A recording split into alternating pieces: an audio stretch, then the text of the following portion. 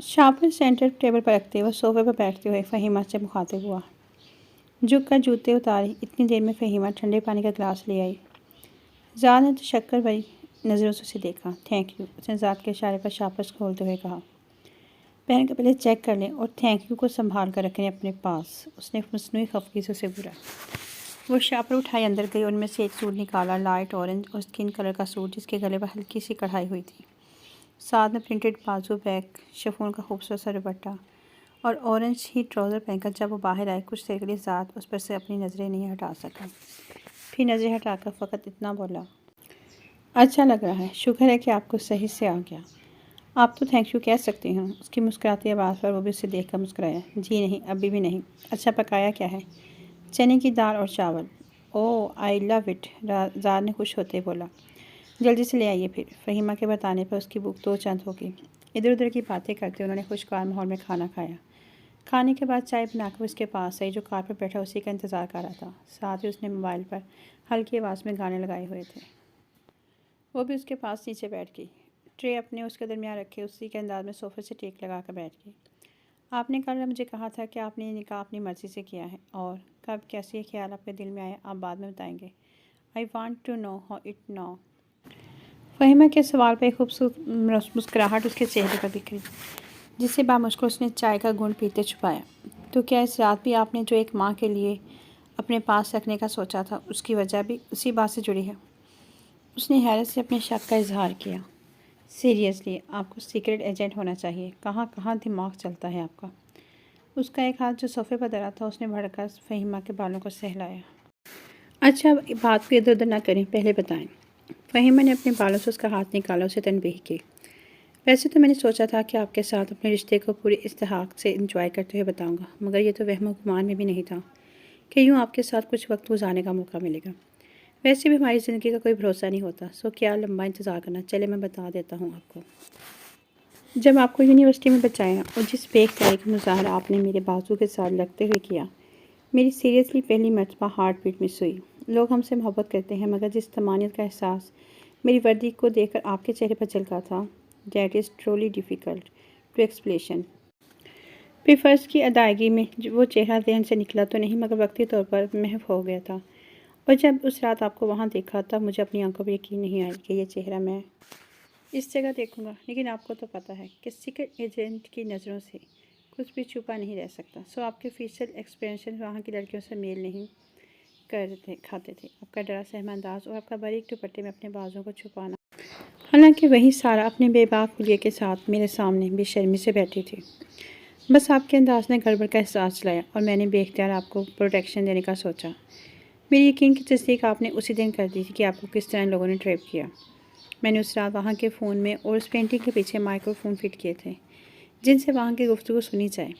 कुछ दिन बाद सैफ़ी ने मुझे बताया कि ये लोग लड़कियाँ स्मगल कर रहे हैं। मनशियात का काम तो वो करते ही हैं। वो तय खाना इनफैक्ट मनशियात का घर है।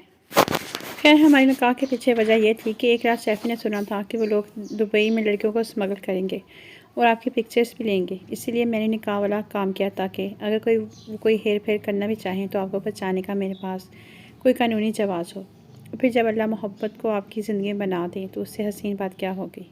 अब आया मेरी मोहब्बत पर यकीन। फ़हीमा ने हैरान परेशान उसकी बातें सुन रही थी। सही कहते हैं, अल्लाह ने किसके नसीब में किसको लिखा होता है ये हम इंसान नहीं जान सकते। कैसे हेर फेर करके वो इसको किसको कहाँ और कैसे किसी से मिला देता है, ये इंसान की सोच से बाहर की बात है।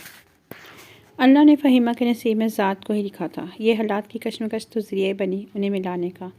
क्या हुआ? ज़ात ने उसे खामोश देखकर उसका कंधा हिलाया। बस हैरान हूँ कि अल्लाह ने कैसे हमें मिलाया, उसने अपनी चाय से आखिरी घूंट पीते हुए कहा। आई विश कभी आपकी प्यार से परेशानी के बगैर वाली सूरत भी देखने को मिले। हर वक्त रोती बसूरते हैरान परेशान एक्सप्रेशन दिखाकर तो मुझे अपने मुस्तकबिल की बहुत फ़िक्र होने लगी है। ज़ाद ने हंसते से कहते उसके पुरलतीफ़ सा तंज किया। ऐसे ही रहे तो बेहतर है कि नहीं, आप तो फ्लैट ही हो जाते हैं। फ़हीमा ने मुँह बनाते हुए कहा। हाँ हाँ, अपनी बीवी पर भी फ्लैट ना हो तो किस पर हूँ। वैसे सारा भी बुरी नहीं है। ज़ाद के शरारती अंदाज से उसका मुँह तरह से खुल गया। खबरदार जो आइंदा आपने उसका नाम लिया। और वो जो एक रात पहले आप किसी लड़की को लेकर गए थे, अगले दिन उसकी आहें ही बंद नहीं हो रही थी। कितने फ्रैंक हुए थे आखिर आप उसके साथ? फ़हीमा ने गुस्से से वार्न करते उसे फिर तफ्तीशी अंदाज में पूछा।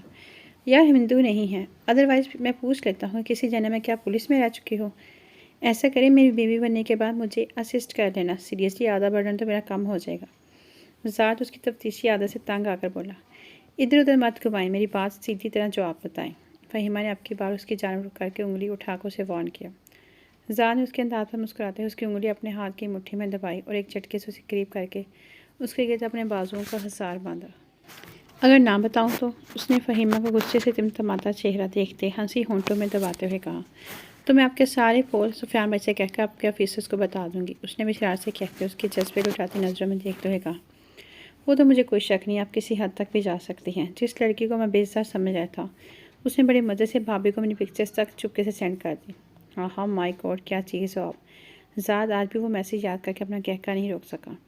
मुस्कुराते हुए फ़हीमा को देखा। फ़हीमा को उसके चेहरे की सबसे खूबसूरत बात यही लगती थी कि उसकी आंखें जब भी फ़हीमा पर पड़ती थी हिमा को मुस्कुराती हुई लगती थी। यार हमने उसको पैसे दिए थे और कहा था कि वो जो एक्सेप्ट करके आई है हम वहाँ से कुछ नहीं करेंगे। ये जस्ट मुलाकात है और इस बात का जिक्र वो किसी से नहीं करेगी। अदरवाइज़ लड़कियों के मामले में बहुत खुश मिजाज हूँ। ज़ाद ने तफसील से बताते हुए कहा। मुझे तो कहीं से नहीं लगते। फ़हीमा ने अपने गिर्द उसके बाजुओं के बने हसार की तरफ इशारा करते हुए कहा। आप तो जान है मेरी, सिर्फ लड़की थोड़ी है। उसने मुस्कुराते हुए फ़हीमा को खुद में ज़ोर से बेंचा। उसकी दिल की धड़कनें बेतरतीब हुईं। और कोई इंटरव्यू का क्वेश्चन रह गया हो तो वो भी कर ले, हसरत बाकी न रहे। उसने सर नीचे करके उसे देखते हुए कहा, जिसका सर ज़ाद के सीने पर था। आपने अभी जो कहा कि मैं आपको असिस्ट कर लूँ, तो क्या यह पॉसिबल हो सकता है? उसने सीधे होते इश्तियाक से ज़ाद से पूछा। ज़ाद ने सर दाब पड़ी। हसरत रह जाएगी आपके साथ रोमांस करने की। ज़ाद ने बदमज़ा होते कहा। तो अभी क्या कर रहे थे? फ़हीमा ने हैर से पूछा। ये रोमांस था? ज़ाद ने उल्टा उससे पूछा। ज़ाद बेटा, तेरा वक्त बहुत तरीका है। तेरी बीवी को तो पता ही नहीं रोमांस बातों से आगे की कहानी है। ज़ाद ने खुद को मुखातब करते हुए उसके अंदाज पर फ़हीमा को अपनी हंसी रोकनी मुश्किल हो गई। मैं सोच भी नहीं सकती कि आप इतने जोली भी हो सकते हैं, फ़हीमा ने उसे चढ़ाया। ज़ाद ने अफसोस से सर हिलाते उसकी हंसी को देखा। शोहर तो बनने नहीं दे रही तो जोली ही बन सकता हूँ। ज़ाद की बात पर बेख्तियार हंस पड़ी। नज़र उतार सकता हूँ? ज़ाद के जज्बों से चू लहजे ने फ़हीमा की धड़कनों की रफ्तार बढ़ाई। ज़ाद ने झुककर उसके माथे पर अपने लब रख दिए। फ़हीमा ने उसकी शर्ट को अपनी मुट्ठी में जकड़ लिया। ज़ाद की सांसों की गर्मी आहिस्ता आहिस्ता उसे अपने गालों पर महसूस हुई। उनके करीब बैक्सलीना की आवाज़ गूंज गई थी ज़ाद के मोबाइल पर। ज़ाद ने उसकी गैर होती हालत के पेश नज़र अपने जज्बात पर बांध कहा। अभी वो दोनों एक दूसरे के शहर से बाहर भी निकल नहीं पाए थे कि ज़ाद के फ़ोन पर उसकी किसी मातहत का फ़ोन आया। ज़ाद ने फ़हीमा के गिर से हिसार हटाते पीछे होते 2 सेकंड के लिए खुद को संभाला। फ़हीमा तेज़ी से उठकर किचन की जानब चली गई। हेलो, हाँ समी, खैरियत? सर वो जो सरमद चौधरी का नंबर था, हमने उससे उसकी लोकेशन ट्रेस कर ली है। वो एक फार्म हाउस है। हमने उस जगह को फॉलो किया तो वहाँ एक गाड़ी में कुछ लड़कियों को आंखों पर कपड़ा बांध कर लाया गया। हम झाड़ियों में खड़े खुद पीछे देख रहे थे। सर मुझे यकीन है कि स्मगल करने के लिए ये लड़कियों को इसी फार्म हाउस पर रखता है। असद उसकी आज की कॉल रिकॉर्ड कर रहा था। जैसे ही होती है मैं आपको फॉरवर्ड कर दूँगा। आई एम श्योर उन्हीं से रिलेटेड बात होगी उसकी कॉल में। वेरी वेल डन यार, ठीक है, जैसे ही होती है मुझे बताओ। और वो मैंने तुम्हें सलमान साहब के बारे में पता करने का कहा था, उसका क्या बना? ज़ाद ने फ़हीमा के वाल का नाम लेते हुए पूछा। सर उसकी रिपोर्ट सुबह आप तक पहुंच जाएगी। Great, carry on. Thank you sir. ज़ाद ने फ़ोन बंद करके मुड़कर फ़हीमा की तलाशा जो वज़ू करके अब नमाज़ पढ़ने खड़ी हो गई थी। ज़ाद ने अपना लैपटॉप ऑन किया क्योंकि अभी उसे सरमद चौधरी से मुतल्लिक़ मेल मिलनी थी। 5 मिनट ही गुजरे कि ईमेल मसूल हुई, इसलिए हैंड फ्री लगाकर कॉल सुननी शुरू की। हेलो, हाँ मेहरुनिसा, लड़कियाँ पहुँच गई हैं। मैं पहले उनको खुद छान पोट करके देखूँगा। कल और लड़कियों का इंतज़ाम करना। उसके साथ ही कॉल बंद हो गई। समय की बात की तस्दीक हो गई थी। उसने लड़कियों को अपने फार्म हाउस पर रखे हैं। उसने हैंड फ्री उतारकर सर मुस्तफ़ा को इत्तला देने के लिए रिपोर्ट बनानी शुरू की।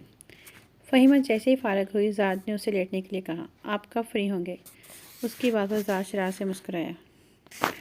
मेरा अगर वेट किया तो आज की रात तो मैंने आपको सोने नहीं देना। उसकी बात का मफ़हूम समझते उसका चेहरा सुर्ख हुआ।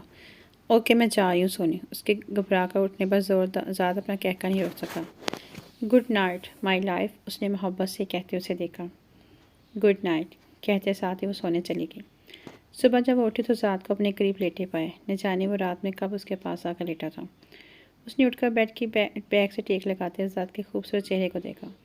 कुछ ही दिनों में उसे यह शख्स कितना प्यारा हो गया था। अगर उसकी माँ ये जान ले कि उसके नसीब में अल्लाह ने इतना मोहब्बत करने वाला करने वाला शख्स लिखा है तो कितना खुश हो। उसने मोहब्बत उसके माथे पर बिखरे बालों को संवारा। वो तरह था कसमसाया तो उसने हाथ जल्दी से पीछे खींच लिया। बेड से उठकर वॉशरूम में गई तो फ्रेश होकर किचन में आई। रात में आते हुए साथ नाश्ते का सामान भी ले आया था। जल्दी जल्दी नाश्ता बनाया। ज़ात किचन से आती खटखट पटट के आवाज़ ने उठ गया। फ्रेश होकर बाहर आया तो फ़हीमा इन्हें आग से नाश्ता बनाने में मगन थी। किचन की जानब और आस उसके पीछे खड़े होते हुए उसके कंधों पर थोड़ी रखी। Good morning. फ़हीमा उसके करीब आने पर नर्वस हुई। ज़ात ने हैरान होते उसका रुख अपनी जानब किया। आपको कैसे पता चला कि मैं आ गया हूँ आपके पास, जबकि मैं तो आवाज़ पैदा किए बगैर आया हूँ। आपकी क्लोन की खुशबू आ गई थी। फ़हीमा ने मुस्कुराते हुए कहा, ओह, अब आप मुझे मेरी खुशबू से पहचान लेते हैं। Very good. साद ने से रहा। इतने दिनों से हम इकट्ठे हैं, आपके परफ्यूम की पहचान हो गई है। उसने दोबारा रुख मोड़कर चूल्हे से चाय उतारी। आपने वापस जाना है? ज़ात जो मोहब्बत पाश नज़र से देख रहा था उसके सवाल पर चौंका। नहीं, कोई ज़रूरी काम से जाना है, आज ऑफिस नहीं जाना। फ़हीमा ने लॉन्च में नाश्ते की चीज़ें रखी तो 9 बजे का वक्त था। अभी वो दोनों नाश्ता कर ही रहे थे कि ज़ात को समी कॉल आई। अस्सलाम वालेकुम सर। वालेकुम अस्सलाम।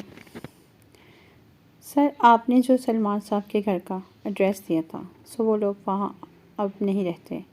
वो घर बेच चुके हैं। कहाँ रहते हैं वहाँ के लोगों को कुछ नहीं पता, ना कोई कॉन्टैक्ट नंबर है। बस वहाँ कुछ चीज़ें मौजूद हैं। अगर आप कहते हैं तो मैं वो ले आता हूँ। मैं वहीं मौजूद हूँ इस वक्त। साथ ने एक नज़र फ़हीमा को देखा। ठीक है, ले आओ। मैं थोड़ी देर में तुम्हारी तरफ आकर वो चीज़ें ले जाऊँगा।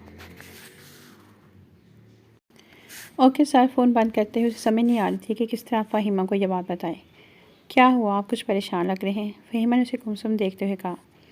वो उठकर उसके साथ सामने वाले सोफ़े पर बैठा। मैंने कल एक बंदे को आपके घर वालों का पता करने भेजा था, मगर पता चला है कि वो लोग उस पर घर को बेचकर कहीं चले गए हैं। कहाँ ये वहाँ रहने वाले नहीं जानते। आपके कोई रिलेटिव्स जिनका आपको पता हो? हमारे तो कोई रिलेटिव्स यहाँ नहीं रहते और हम तो ज़्यादा किसी से नहीं मिलते थे। फ़हीमा ने परेशानी से कहा। डोंट वरी, कुछ नहीं होता, कोई हल निकालते हैं। ज़ात को उसकी परेशानी का अच्छा खासा अंदाज़ा था।